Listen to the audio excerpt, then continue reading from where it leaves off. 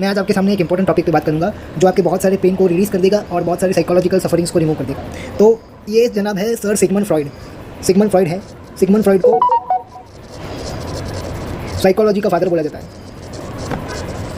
अब इन्होंने मेन काम क्या किया है, इन्होंने साइको एनालिटिकल स्कूल के लिए अपना कॉन्ट्रीब्यूशन दिया है। साइकोलॉजी में वेरियस स्कूल्स ऑफ थिंकिंग होते हैं, स्कूल ऑफ थिंकिंग।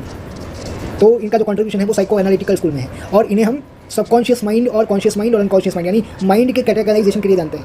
इनकी मेन थियरी है theory of conscious, subconscious and unconscious mind. ये इनकी मेन थियरी है। इस थियरी को लॉ ऑफ एट्रैक्शन के साथ जोड़कर विजुअलाइजेशन के प्रोग्राम्स रन किए जाते हैं और बहुत सारा तगड़ा पैसा कमाया जाता है। बट इसका जो कोर कॉन्सेप्ट है कि सिगमंड फ्रॉइड ने किस आइडिया से ये तीनों कॉन्सेप्ट को देखा और सबकॉन्शियस या माइंड को देखने का सिगमंड फ्रॉइड का माइंड को देखने का सिगमंड फ्रॉइड का क्या पर्सपेक्टिव है। सिगमंड फ्रॉइड के नज़रिए से अगर हम माइंड को समझने की कोशिश करें तो हमें लॉ ऑफ एट्रैक्शन में पढ़ने की या विजुअलाइजेशन में पढ़ने की कोई ज़रूरत नहीं है। हम सीधे अपने वे ऑफ लाइफ को जान सकते हैं। तो अब इसे समझिए, ये थोड़ा साइकोलॉजी का टॉपिक है। मैं आजकल मॉडर्न अप्लाइड साइकोलॉजी स्टडी कर रहा हूँ और बहुत सारे ऐसे कॉन्सेप्ट्स को समझ रहा हूँ जो एक नॉर्मल इंसान की लाइफ को पूरी तरीके से चेंज कर सकते हैं। तो उसमें से ये कॉन्सेप्ट है। तो सिगमंड फ्रॉइड साहब कहते हैं कि दो तरह के कॉन्सेप्ट्स होते हैं। दो तरह की इंस्टिंक्ट होती है। इंस्टिंक्ट के ऊपर फोकस कीजिए। हम लोग इंस्टिंक्ट से जीते हैं। इंस्टिंक्ट दो चीज़ें होती है कि इंस्टिंक्ट होती है, एक इंट्यूशन होता है। तो हम इंस्टिंक्ट दो तरह की होती है, बेसिकली लाइफ इंस्टिंक्ट होती है और डेथ इंस्टिंक्ट होती है। अब ये सीन वर्ड को भूल जाइए, इसको लाइफ इंस्टिंक्ट बोलेंगे या डेथ इंस्टिंक्ट बोलेंगे। तो हमारी लाइफ में दो तरह की इंस्टिंक्ट होती है, एक लाइफ इंस्टिंक्ट होती है, एक डेथ इंस्टिंक्ट होती है। दोनों तरह की इंस्टिंक्ट होती है। किसी पर्सन में ये वाली थोड़ी ज़्यादा होगी, किसी पर्सन में ये वाली थोड़ी ज़्यादा होगी। ठीक है, दोनों तरह की, हर पर्सन में दोनों तरह की इंस्टिंक्ट होती है। ठीक है, तो जो लाइफ इंस्टिंक्ट है वो जो जिस पर्सन में लाइफ इंस्टिंक्ट ज़्यादा ट्रिगर करती है वो लोग प्रोक्रिएशन एंड कंट्रीब्यूशन के बारे में, सोशल कोऑपरेशन के बारे में, पर्सनल ग्रोथ एंड मैच्योरिटी के बारे में सोचते हैं। मतलब जिन लोगों के अंदर लाइफ इंस्टिंक्ट काम करती है वैसे लोग पर्सनल ग्रोथ एंड मैच्योरिटी की बातें करते हैं, वैसे लोग लर्निंग पे फोकस कर रहे हैं। जैसे मैं आपको सिखा रहा हूँ, मैं खुद लर्निंग पे फोकस कर रहा हूँ, procreation, contribution and social cooperation को मैं आगे रख रहा हूँ। ठीक है, तो ये है लाइफ इंस्टिंक्ट। ठीक है, किसी भी तरह की साइकोलॉजिकल डिसऑर्डर में या प्रॉब्लम्स में लाइफ इंस्टिंक्ट को फॉलो करना बहुत ही ज़्यादा कारगर हो सकता है और ये अपने आप में एक थेरापी है फ्रेंड्स, ये अपने आप में एक थेरापी है। बट जब हम डेथ इंस्टिंक्ट को फॉलो करते हैं, तो हम सेल्फ सेंटर्डनेस यानी ईगो, एंगर,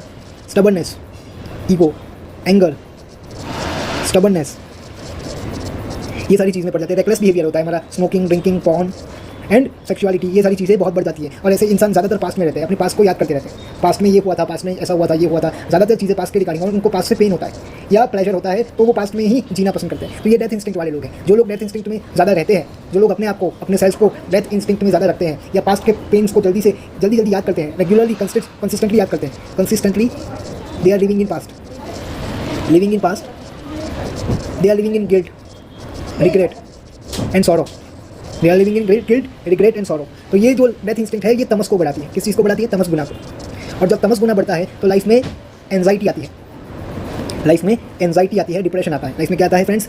एंजाइटी आती है, डिप्रेशन आता है, स्ट्रेस आता है। ऐसा इंसान नेगेटिव थिंकिंग को या नेगेटिव थॉट्स को बहुत इंपॉर्टेंस देता है फ्रेंड्स, और ये परेशान हो जाता है। इसको लगता है कि लाइफ में मैंने कुछ भी अचीव नहीं किया या रुकावटें, हर्डल्स बहुत आ रहे हैं।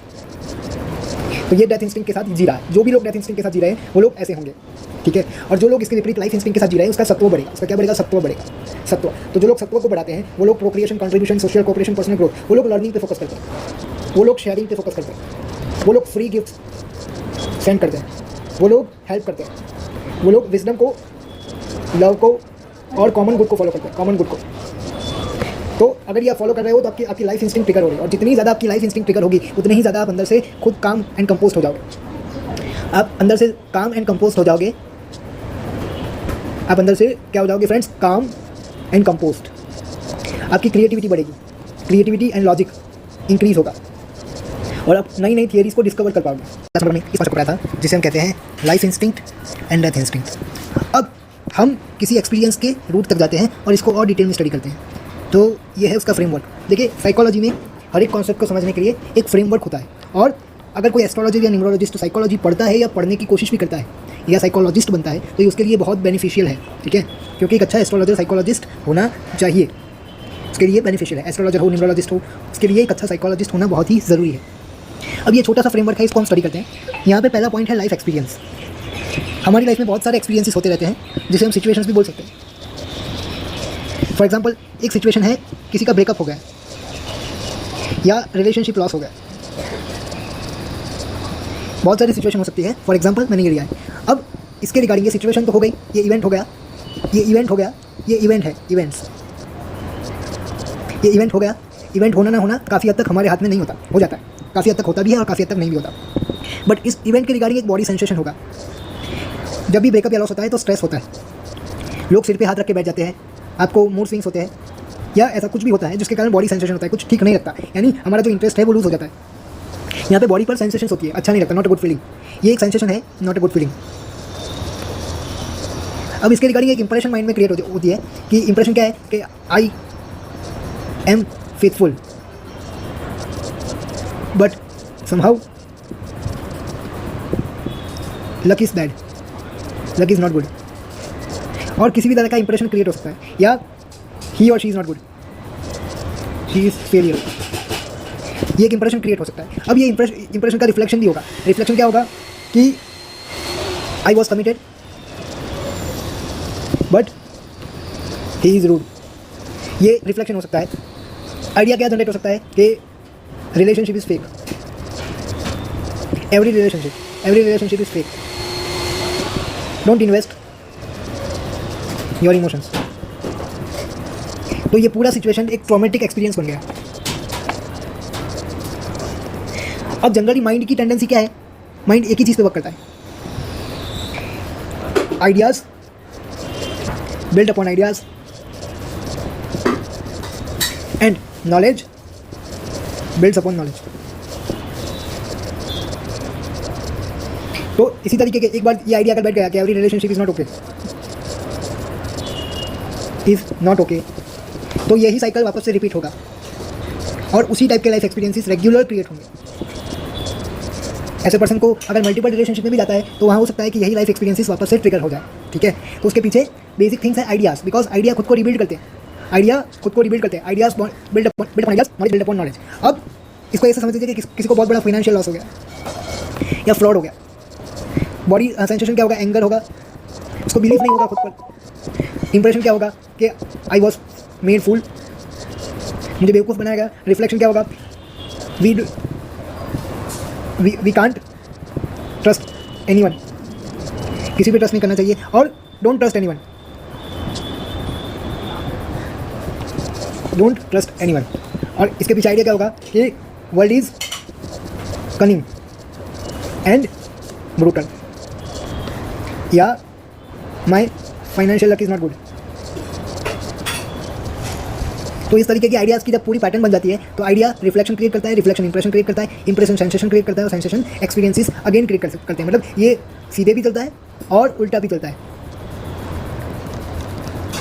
इसीलिए जब कोई भी पर्सन डेथ इंस्टिंक्ट को फॉलो करता है और सेल्फ सेंटरनेस में चला जाता है, रेकलेस बिहेवियर करता है और पास्ट इवेंट्स में रहता है, तो वैसे ही एक्सपीरियंसेस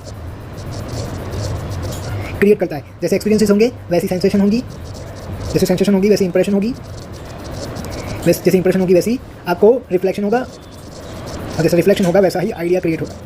तो प्रॉब्लम का रूट कॉज है आइडिया और उसका फाइनल रिजल्ट है एक्सपीरियंस। आइडिया और एक्सपीरियंस के बिटवीन जितनी भी चीज़ें होती है उसको क्या बोलते हैं, उसको बोलते हैं इमोशंस। उसको क्या बोलते हैं फ्रेंड्स, इमोशंस बोलते हैं, इमोशंस। आइडिया को क्या बोलेंगे, थॉट। तो थॉट को चेंज करने से एक्सपीरियंसेस क्या है फ्रेंड्स, रिजल्ट्स है, रिजल्ट्स। तो हम रिजल्ट को चेंज नहीं कर सकते, हम थॉट्स और इमोशंस को चेंज कर सकते हैं। अब कंपेयर टू, अगर हम दो चीज़ में कंपेयर करें कि क्या चीज़ है बदलना बहुत ईजी है, क्या चीज़ बदलना बहुत ईजी है, अगर हम देखें तो आइडिया या इमोशन, क्या बदलना बहुत ईजी है। तो फ्रेंड्स आइडिया को बदलना कंपैरेटिवली ईजी है, क्योंकि इमोशंस को नहीं बदल सकते। इमोशंस को बदलने के लिए 3 चीज़ों को बदलना होगा। सबसे पहला सेंसेशन, इंप्रेशन एंड रिफ्लेक्शन। अब लोग क्या करते हैं, लोग इन तीनों चीज़ों के पीछे पड़ जाते हैं कि सेंसेशन को चेंज करने के लिए बॉडी की स्टेट को चेंज करो, इंप्रेशन को चेंज करने के लिए पॉजिटिव अफर्मेशन लो, और रिफ्लेक्शन को चेंज करने के लिए विजुअलाइजेशन करो। बट लोग आइडिया पे फोकस नहीं करते। जब तक कोर आइडिया चेंज नहीं होगा तब तक एक्सपीरियंसेस चेंज नहीं होंगे। इसका बहुत सिंपल एग्जांपल है कि आप किसी एक किराने की दुकान पे गए, आपके साथ 200 रुपये का फ्रॉड हुआ, तो आपका आइडिया क्या बना कि ये किराने वाला इज़ नॉट गुड, ये किराने वाला फ्रॉड है।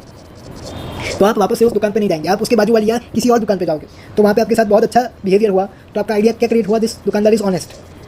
तो आप उस पर वापस से भरोसा करो। तो आइडिया चेंज करने से एक्सपीरियंसेस फट से चेंज हो जाएंगे। अब अगर इमोशंस के वे में जाओगे तो it is very difficult to change your overall experience. Yes, आपको इमोशंस के वे में जाके पॉजिटिव फीलिंग होगा, बट जब तक वो आइडिया आप चेंज नहीं करोगे, अपने माइंड में से आइडिया को नहीं निकालोगे, तब तक आपको रिजल्ट नहीं मिलेगा। Thank you friends.